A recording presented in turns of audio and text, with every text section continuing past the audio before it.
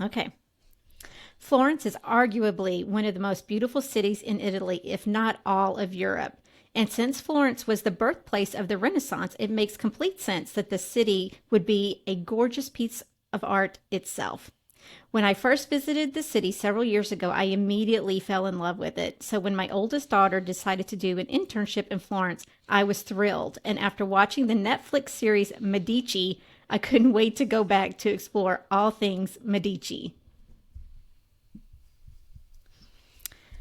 Florence has everything from high fashion, beautiful architecture, art created by the world's best, delicious food, and fascinating history. What's not to love? Let's dive into the world of Firenze. You know, Wendy, we should probably let everyone know that we are not here with our regular co-host today. We are Oh, here okay. with You're Mr. right. 3D Travel, David Scott. So when you hear that voice, no, Carol Beth is not just a little horse. This is Mr. 3D Travel, David Scott. Exactly. Are you gonna enter? Are you gonna say that, or was that it? No, I just wanted to throw that in there so that wherever you want to put that in the Okay. actual recording, stick that in there because I think we kind of need to let people know that's what's up. Yeah, definitely. Hello, it is Mr. 3D Travel, David Scott. I'll be taking the place of Carol Beth today, so you'll have to put up with me instead of her. So much fun. Is this me? This is you. This You're is you. red. You have to walk me through this. Well, as somebody that has never traveled to Florence, and I don't book travel, I only take care of the backside of 3D travel. So you book travel, Sandy, and so do you, Wendy. So how do I even get to Florence? And where would I even stay? So Florence, it's not a huge metropolis like Rome. So you could fly to Florence, obviously, and more than likely you're going to go to Rome, have a layover, and come into Florence, or some other big city in Europe and have a layover. I think mine was in Munich when I flew. So you can fly in, but you can also train in, which is a lot of fun. I love the trains in Europe. Oh, So I think the train would be on my list. I think I would have to fly into some larger city and then train in. That sounds yeah, fun. you could easily fly into Rome and train to Florence because there's an express train. So that would be an easy way to get there. Nice. So those are great options to get How there. long is And that where to ride? stay? Which one? The From train? Say The train, Rome. yeah, from Rome to Florence. I believe, if I remember right, it was an hour and a half. Oh, see, Okay, that's not bad. perfect. You hmm get to see a good bit of the country that way, I would assume. Yeah, it really is so much fun because you watch the changes as you move from the countryside to the city and you get to see different places. And it's just like in America, like when you pull into Mm-hmm. the train station, there's graffiti everywhere on around the train station. I mean, it's just like if you were to go to like a bus station or something in America, and there's more than likely going to be graffiti around there. It's just kind of the same over there. That's kind of cool, though. That's still, but oh, I can only imagine the countryside in between, how pretty it must be. Oh yeah, it was gorgeous. I think probably one of my favorite was when we trained from Milan to Paris and we went from Oh my snow gosh. to no snow. I mean, it was really cool to watch that out the windows. Do they That's serve amazing. food on the train, Wendy? Do you know? Oh my gosh. Of course, that's the question you're going to That's ask. going to be important Of to me. course they are. I don't want an hour and a half with no snacks. No access to snacks. So, the trains, they some of them do serve food and some of them don't. It depends on the length of the train, and I don't remember on the The train from length of the Florence to train Rome. or the I mean, train the length ride? of the train ride. Okay. It's like if it Of wasn't course, I long enough guess to if you have don't the have food room. car, Yeah, I was right? gonna say. We left the kitchen cart in the station.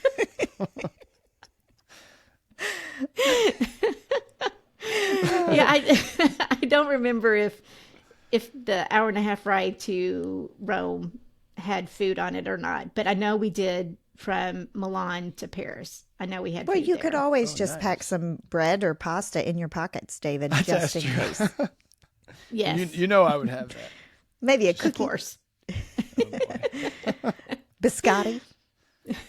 Yeah, they say And so the best place, in my opinion, to stay when you go to Florence is they're out. It's out in the countryside, so it's not necessarily in Florence, but out in the countryside. They have agriturismos, which are little villas, and many of these are on vineyards.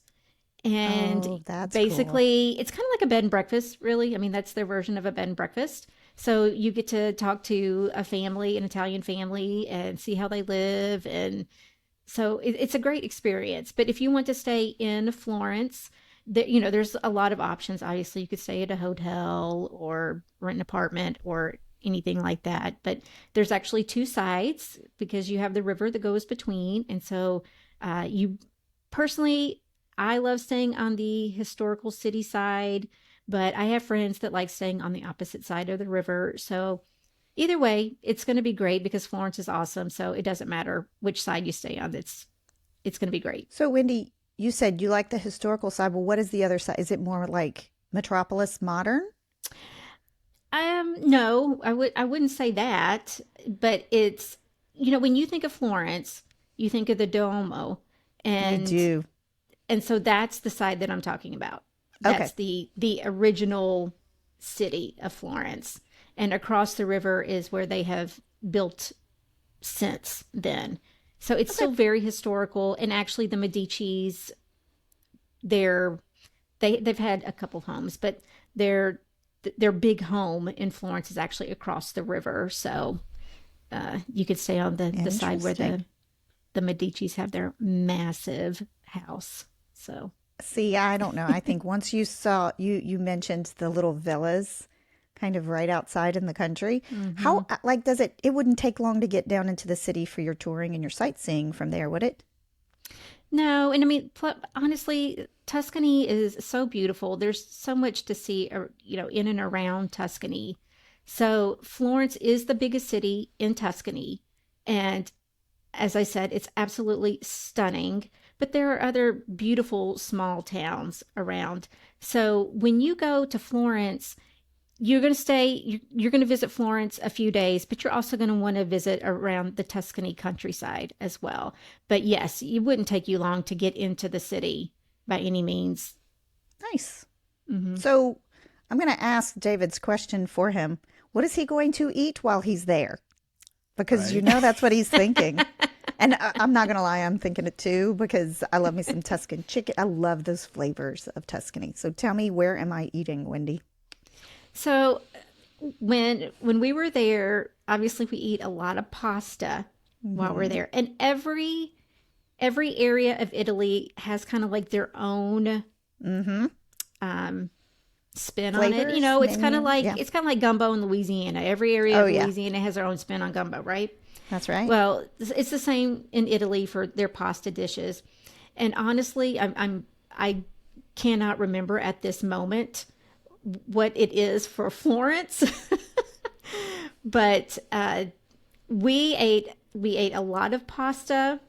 And one thing to note when you're in Florence is, and in Italy in general, is that they eat really, really late. So Oh. dinner for them is like 8 o'clock. And Oh, I so can if handle you that. go, As long as I'm snacking beforehand, I think I could do it. Yeah, you sleep in, right? And then days There you later. go. yeah, that's true because they don't, they tend to not. Well, then what be up time is as early. breakfast? Breakfast for them, they really just kind of grab like a piece of meat and bread. I mean, that's Oh, really, well, that's you disappointing. know, Boo. it's not Right. like us in America, not at all. That So it's they have really some all about fruit lunch and dinner then. yes, I'm very okay much with that. so. Yeah, I still Yeah. would love a good pastry though. Sorry, of I course, digress. Of course. Well, I mean, I got to many- voice it. I know David's thinking about the food. We got to talk about it. I know I've it's heard it's amazing. delicious. That's all I know. It's amazing. Yeah, it really is. It is fabulous over there. I wish Elise was on here because she would tell you all about the food and all the amazing things that she ate while she was there.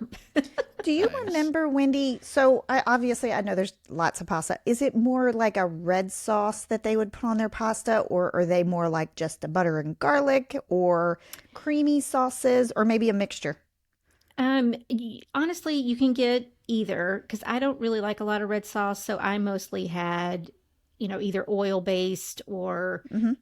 something like that because I'm not a big red sauce fan. So, but you can get either. Okay. You have the option, and it's so interesting because they have kind of like courses Hmm. to their meals, right? So you have an appetizer, which is usually almost charcuterie board ish, Ooh, and then I you have love the that antipasta, antipasta. which is funny because it's the pasta, and that to But us isn't it anti sounds like no before? pasta. Like before Yes, pasta? yes, and then Anti. you have the entree, so that's where you have the bigger course, and then of course if you want dessert, so their Okay. meals aren't just you come down, you sit, and you have an entree. It's a it's a big deal. Like It's an it's a experience. process. Yes, it's a process, and it's not fast. It takes It takes a couple hours. hours. Yeah. Mm-hmm. Or Yeah, so don't longer. go in and think you're going to sit down and be out of there really quick. That's not how it works. Yeah. Okay, so, and we know, all right, you're not a drinker, and I don't drink wine. I drink beer. Are we going to find something good to drink? I'm sure you will. But you don't know because you don't drink. Well, that was a silly question, wasn't it? Well, Sorry. and they're really big on even though they're not in Venice, they do have limoncello, and Okay. I think that's really gross, but apparently people really love it. So Oh, I don't that's even know funny. what that is. That's What like is that? it's a lemon flavored liqueur, and it Oh, okay. actually is my sister. So I actually mentioned St. Lucia the other day or today to Wendy, and my sister and I went there a couple of years ago. And at the Italian restaurant, right outside of the Italian restaurant, they made a limoncello martini. This is totally off topic, but it was vodka with the limoncello and some more lemon and lime flavors. And that was what she wanted the entire time we were there. So it's actually really good Interesting. if you like lemon. Hmm. It's a little sweet unless you cut it with some more lemon juice, in my opinion, but that's limoncello is actually really tasty. Huh. Okay. Limoncello. Do you like mhm. lemon, David? Um. Yeah, it's okay. It's not my Oh, okay, favorite. I fine. wouldn't I get was like a going to lemon say if you cookie do, or lemon bar or lemon cake. Probably be last on the list. I don't know. How about, do you like lemonade? Yes, lemonade. Okay, well, then Arnold I think you Palmer. would like this. Yeah, Yeah. see, I think you would like this if that's the case. Perfect. It's I'll really try good. it as soon as I get there. Let's go. When are we going? Exactly. I don't know, but it is on my list and I am Yeah, no ready. doubt. So, Florence, if you were just going to stay just in Florence and just visit Florence, how long does it take to go and obviously not see everything, but feel like you got a good feel of everything? I think that if you really want to experience just Florence, really you just need about 3 days, Okay. in my opinion. Wow. Mm-hmm. So this is, like you said, it's not a bustling metropolis. 3 days would give you a great taste of Florence. Oh, absolutely. Absolutely. And I mean, that's with you really delving into the history and Right. visiting all the museums and all that. That's I think awesome. 3 days would be That's good. great on a that would be great on an Italian tour Mm-hmm. if that's the case. Mm-hmm. So Wendy, I know you loved that Netflix series Medici, and I did Mm-hmm. watch a few and it was pretty fascinating. And it was a big reason you wanted to go back when Elise got that intern. Was it an internship or was it a An study abroad? internship. Okay, Yeah, so once she internship. got that, I know you were so excited. So give us a little bit of background. What is so significant besides, I know the banker aspect, but Mm-hmm. what is so significant about this family? So it's just fascinating because the Medicis weren't really they weren't a powerful family at all, and until all of a sudden they they became like the government of Florence. So it wasn't, You know how in England it pretty much is all dependent on your genealogy, Mm-hmm. and it wasn't like that at all with the Medicis. They really they weren't a powerful family or anything to begin with, but they started this bank, and Giovanni was the first of the de Medicis, and he started this bank, and it became pretty much the European bank. And it was the financial institution to the papacy, which obviously in Italy was huge, Right. right? Especially during And that time period. yes, yes. And so because he owned the bank, well, that started it all. Wow. And so the Medici family became this powerful entity, and they were in power pretty much. There's a few years that they weren't, but between 1434 to 1737, they were in power. And now, So sadly, that's there are 300 years. yes, three, and I mean it's just crazy that this family they were not they came from not from nothing necessarily, but really, it's not like they were born into aristocracy or Right. anything. It just they started this bank, and all of a sudden they just became this power family. And I think because we are in America, we know so much about the English history and that sort of thing. And the Medicis were such a powerful force in Italy. When you go over there, I mean, their name touches everything. It's just that's how powerful that they were. And when you go into their homes and what they built, I mean, you just see how much influence that they had. That's amazing. And it really is. Now, they had two popes in their family. Oh, wow. So there Wow. was Pope Leo X, and they were, let's see, Pope Clement VII. Yes. So two popes. They had a queen of France, Catherine de' Medici. She was married to one of the kings of France. So their influence wasn't just in Italy. I mean, it expanded. So they were Wow. extremely powerful, not just in Florence and Italy. And you have to remember that at the time when this was, Florence was a republic. So it wasn't Italy. Florence was its own republic. Interesting. Is this kind of like Greece and the city states? Like Sparta was its own city state? Like, is that what you mean by that? Okay. And like Interesting. Milan, they had, they were their own, and Venice was, they were their own. So it wasn't Italy as a whole. They were these own republics that were out there. Wow. So I did not very, know very that. interesting. And they also are pretty responsible for the Renaissance because they were extremely into the arts. They did a lot of backing of the artists. So they backed Michelangelo and Donatello. So and there were other, I mean, lots of others that they helped fund so that they could I'm get their art out there. I'm going to assume they helped finance the Duomo. Would that be right? Yes. Oh, Is that yes. during their time period when it was built? Absolutely. Absolutely. And the Duomo took 150 years to build. And That's a long time. it is. It's a very long time. There's a lot that happened. And it's also an architect masterpiece because, and I'm not going to remember all the details, but it has to do with the way that they built it and how it was held together had never been done before.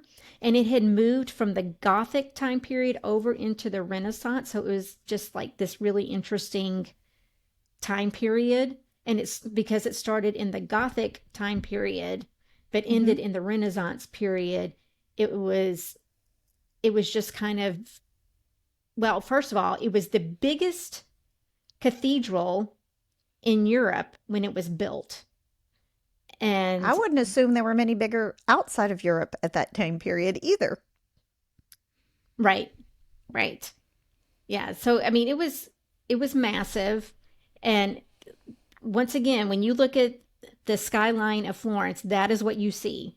I mean, that's where your eye goes to. That's what I They picture. actually, they had to rebuild it, but they took it, the original one is in a museum.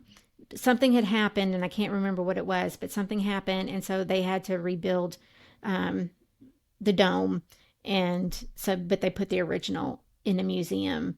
But if you're really into architecture, you definitely want to read about it because it is really fascinating. And I'm sorry I can't remember all the details because Read about really it. I think was somebody cool. who's interested in architecture needs to go see it. Oh, absolutely. I think, I mean, that's just what a feat of engineering, and to see it in person. And I know it's a restoration, but still, that's, I mean, when did they start building this? Was this what, 16-ish hundred or Oh no? no, it was This is before that? way before that. I want Oh, to say it was in the 12 or 1300s. oh Wow. my.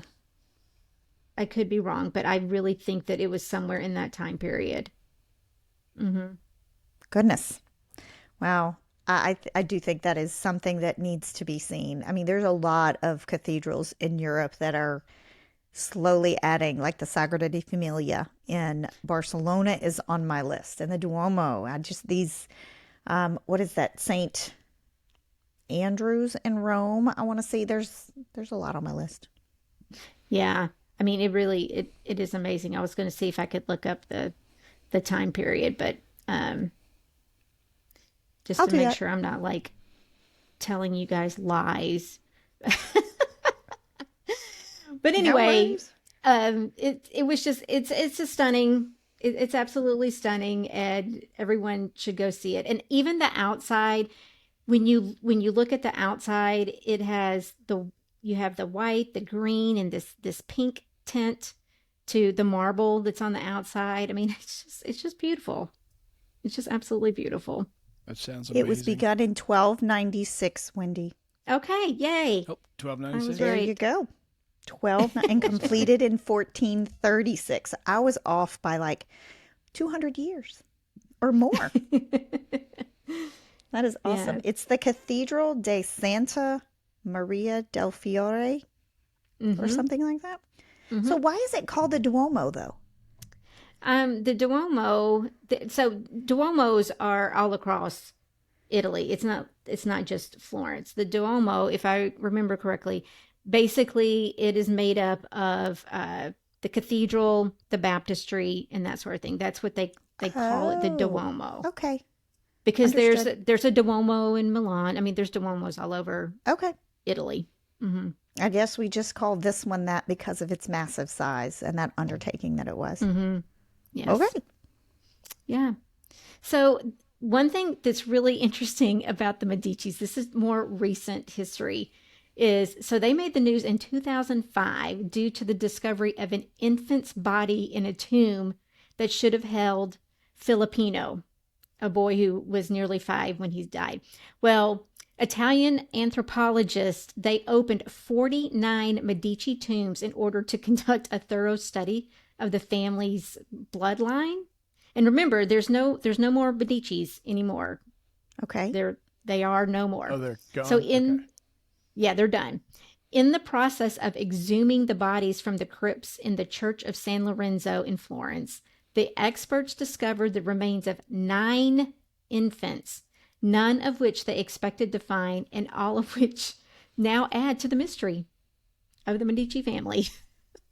Yeah. Isn't that crazy? That's very morbid and very, very interesting. Like, what was somebody doing to Yeah, these like babies? No, were these babies all from the same time period, do you know? Or is this over like a lot of years that they were put down there? I have no idea, but it just fascinates me that nobody knew about these infants. I mean, this was a huge, 9. powerful family. And so I would think if a child died, I mean, people are going to know about it. Right. So, yeah, super interesting. And another really cool fact about the Medici's is they were pretty paranoid about keeping their control. So their house, like I said, is across the river. They had so the government building is on the side with the Duomo, and their house is across the river. And they made this secret passageway that went all the way from their house across the river into the government building. I think that one is called Palazzo Vecchio. And I may be wrong. Vecchio. Vecchio, yep. And so they have a secret passageway that went all the way across the river into this government building. And there's cutouts as they're walking along so that they can hear the people talking to see if they are forming an uprising or what they're saying. So really, I mean, you would never know about the passageway until someone points it out, and then you look up and you go, oh, okay, I can see it now. But the people had no idea. They had no Did idea it go that they had this across passageway. a bridge across the river, under the river? Over, how did that Yeah, work? there is just this structure that goes across, and it's there, that the secret passageway is there. So they wouldn't have known that it was part of this structure because of the way it's built. I think I have some research to do now. I'm fascinated. Yeah. Interesting. I think I need to read it. Were they kind of like a mafia sort of family, like hiding bodies and whatnot? I mean, they definitely did some not so good things. So yeah, I mean, I'm sure they had like the cousins were the mafia of the Medici. You know what I mean? That's what I'm picturing in my head is like you got the relatives in the mafia section, and then you got the relatives in like the power section, the ones that were presentable and the ones that went to the government. Legit, that's how I'm, I don't know. Well, I mean, they, go ahead, David. 9 bodies that they didn't know about infants. I mean, with that little bit of cover up going on. It's not like Somebody's there's a covering it up. junkyard somewhere they can hide these things in. I mean, it's in the That's terrible. 1400s or something, right? I mean, Of 15th century junkyard, I could only imagine. yeah, exactly. I don't know how it worked back then. Maybe it was easier. I really don't know. Oh, that's so terrible. funny. That is very terrible. Funny but terrible. That is awful. But that was some interesting history, Wendy. Very Yeah, I interesting. mean, That was really good. there's so much history in Florence, and it's not just the Medicis. I mean, while they definitely are a huge part of the history, I definitely recommend everybody watch the Medici Netflix series. There's your little plug. Where's our Netflix commercial in between? Mhm. Now, obviously, it's not all correct, and true, but Right. it still makes it quite interesting. But there are also other parts of Florence that are pretty amazing because, like I said, this is the birthplace of the Renaissance. So there is art everywhere. And when I say everywhere, I really mean it's everywhere. You have statues all over the place. The architecture, as I said, is its own form of beautiful art. So it is just a stunning piece of artwork, the whole city is. Art and fashion, right? I mean, wasn't there Yes. a fashion empire born somewhere in Italy? Florence? Yes, absolutely. I'm sure I you've love heard that of might Mr. know. 3D Travel knows about the fashion industry. I do. It was foremost on my mind when I started this podcast Not the food. No. 30 minutes ago. not the food, just the fashion. Oh, yeah. I mean, I can't wait to get to So that. I'm sure you might have heard of Gucci.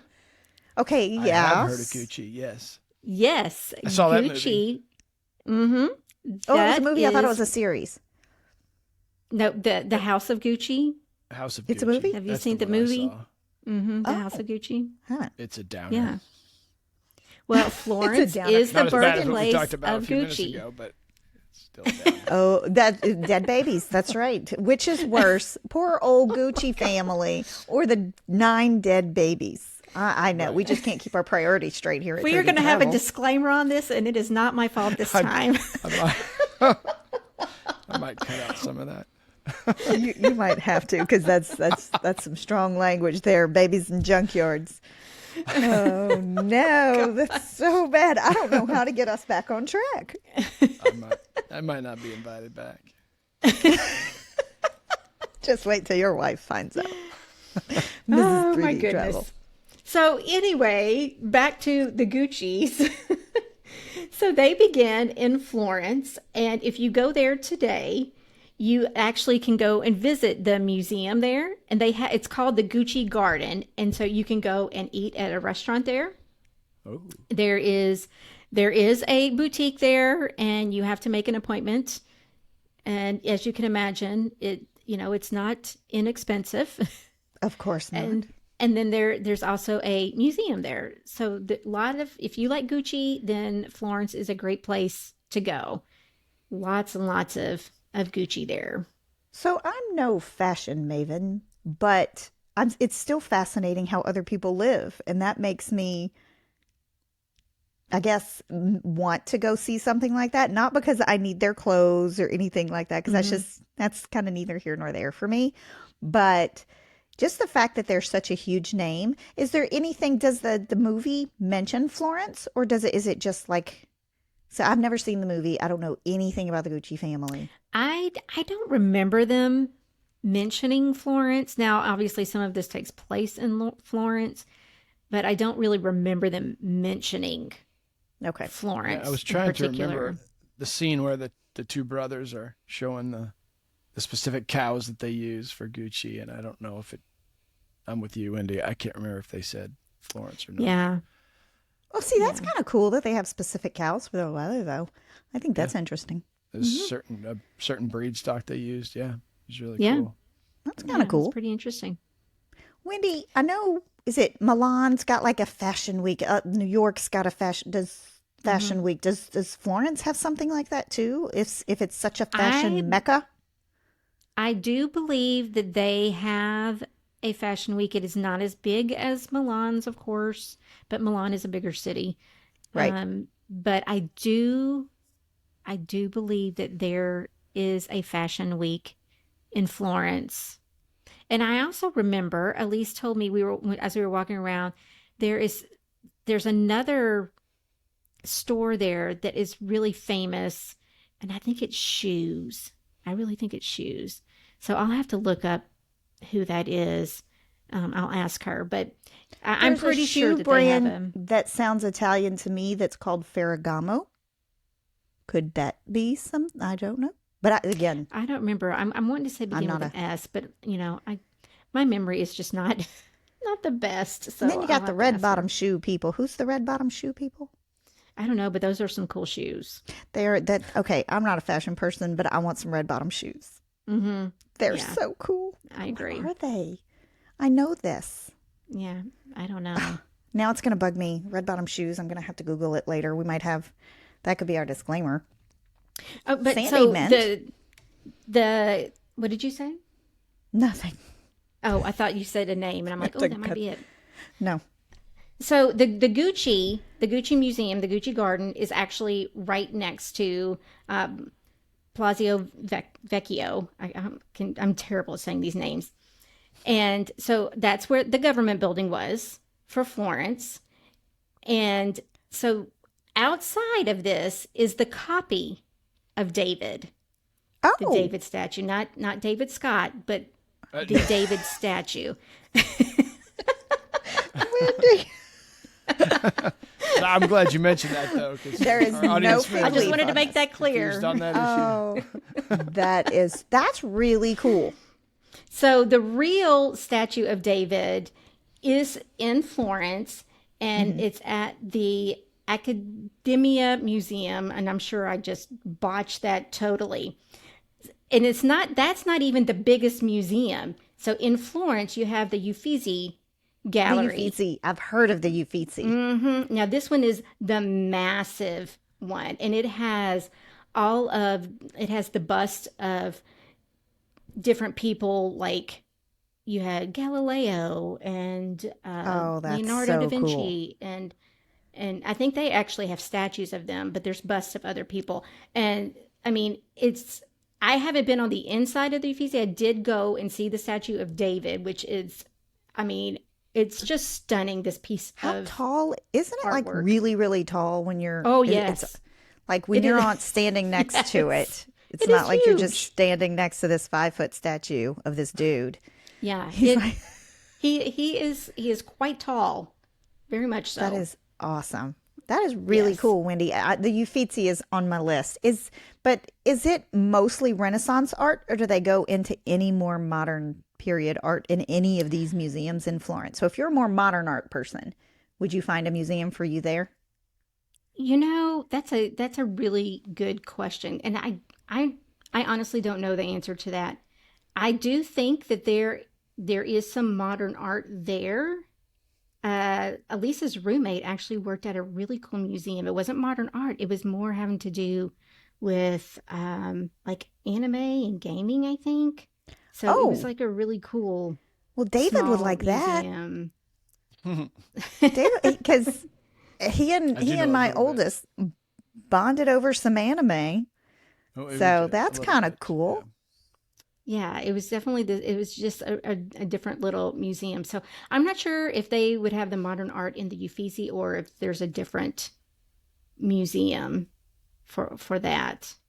I But I do mean, feel all like most art lovers, though, if you're going to Florence, you're not going for the modern art. You are going for right. Renaissance period art. So I just thought of Mhm. that and was wondering. I much prefer the beauty and I don't know what's the word I'm looking for, the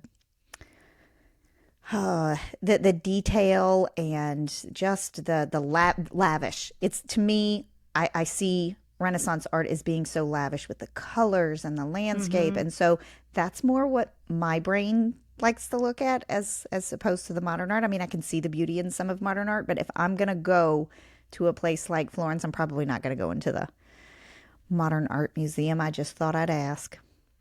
Yeah, I mean, when you think about the artists that came out of Florence, I mean, it's incredible that all of these people that we know today. Like I said, you got Leonardo da Vinci, you got Michelangelo and Donatello, there I and feel like it's the many, who's many who. more. Yeah, oh, it absolutely is. Absolutely. And, you know, Michelangelo, his tomb is there. Um, and so there's Florence is just, if you are an art lover, you have to go here. I mean, Well, there's I no feel like denying. it You makes absolutely have to sense. go here. And I feel like you gave us the reason why when you were talking about the Medicis.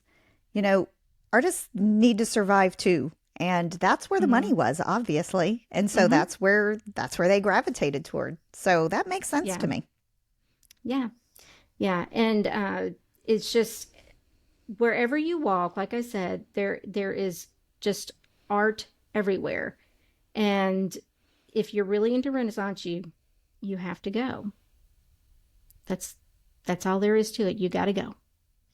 Well, I Now, think that's a perfect. Oh, go ahead.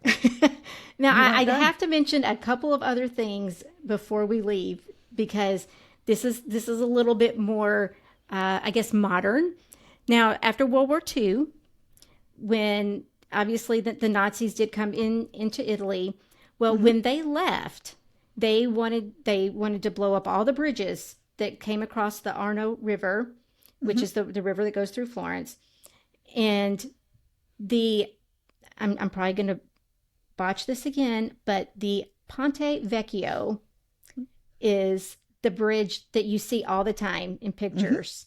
It's actually the one that's on my Instagram picture right now. And the captain or whoever was in charge of the Nazis in Florence at the time chose not to blow it up because it was such a beautiful piece of art. Well, thank So goodness for small favors.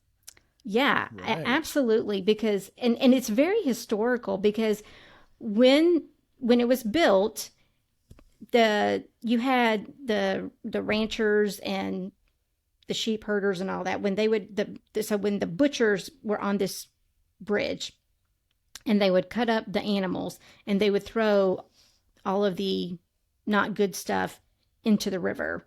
Well, when the Medicis came along, they did not like that because obviously that does not smell good, right? And so they moved all of them off the bridge, and they moved in people who would sell their wares like jewelry and, things like that. And so that's what it is today. And it's just, it's a beautiful bridge, and you can walk down there and you can still buy things. There's still shops there on the bridge, and it's stunning.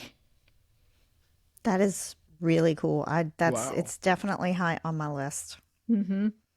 And one cool little piece of history that I have to talk about that actually was a really interesting piece during the pandemic that we just went through are wine windows. This is so fascinating, and how we were able to use it during COVID-19 is even better. So, long time ago, back when the rich people would live in the countryside and they had their vineyards, they would come into Florence, and they had homes in Florence. And what they would do is they would sell their wine from their homes out of their wine cellars, and they would cut out on the side of their house this little window. It's just an itty bitty window, big enough for you to, have a glass of wine, or a little, what do you call those little, A flute. flute? Yes, a flute of wine. And you can just hand it out the window. It's a tiny, so like literally your hand is just going out this window to give it to your customer. And obviously big enough to get the money back into. Obviously, yes. They definitely going to get the Coin money. slot. Well, during the plague, the Black Plague, they used those windows to do more than just sell wine. They would get things that they needed, from people that were still out. And Oh my. and so obviously during COVID, now many of these were already boarded up by this time, by the 2000s, but there still were some that worked and were open. And so they would actually use them. They would open That's their little funny. wine windows to get things. So That's pretty Your cool. toilet paper that was really hard to find and stuff. right. Could you? I wonder if the whole roll could fit, or you had to just tear off just a little bit at a time. I don't know. I'm sorry. Yeah. I'm isn't that sorry. interesting? I'm not very appropriate sometimes. Just a square. Or you can set it outside and just pull it in as you need it. Don't even tear it off until it gets in. There you go. Self-serve. I'm so sorry. I don't know. We've gone off the rails again. This time I don't think it was David's fault. I'm not taking credit for that one. No, you shouldn't. You shouldn't have to. That's all on me. Wendy, Yeah, there you go. before I bring us out, are you good? Because I don't want to talk over you. No, yeah, I'm good. Okay, good.